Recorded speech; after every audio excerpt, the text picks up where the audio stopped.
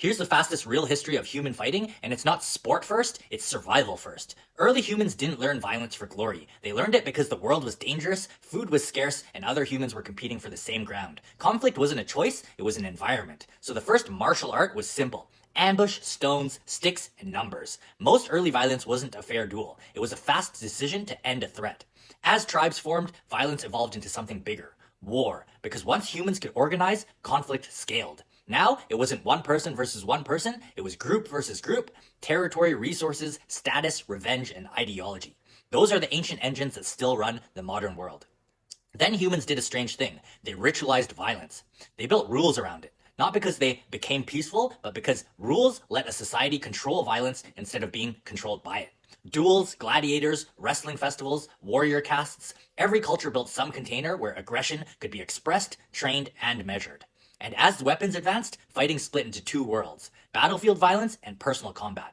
On the battlefield, weapons mattered most. Spears, shields, bows, blades, firearms. Training became formations, discipline, and coordinated pressure. Individual skill mattered, but the system mattered more. But in personal combat, humans kept refining the body as a weapon. Striking, grappling, throws, locks. Over centuries, you get the roots of what we now call martial arts. Wrestling traditions across the world, boxing traditions, weapon arts, and the ways that formed around them.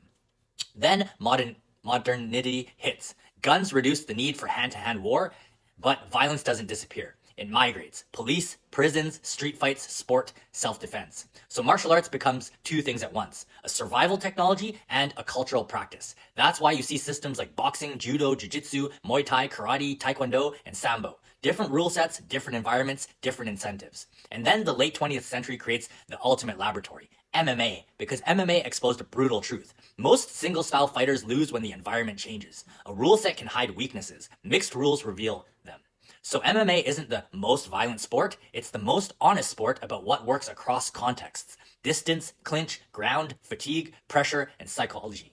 And Spiral Combat Codex rule number 91 says, rules are a container for chaos, because rules don't remove violence, they shape it. They decide what gets rewarded, what gets punished, and what evolves. And Spiral Combat rule number 90 says, violence changes the timeline, because violence compresses time and forces truth. You can fake confidence in life, you can fake skill online, but pressure reveals what's real.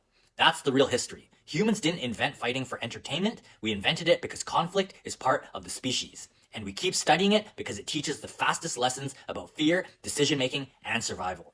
Comment down below history if you understand this, and if you want the other 98 laws, go get the Spiral Combat Codex at spiralcombat.com. I guarantee it will deepen your understanding, sharpen your perception, and make you calmer when pressure hits.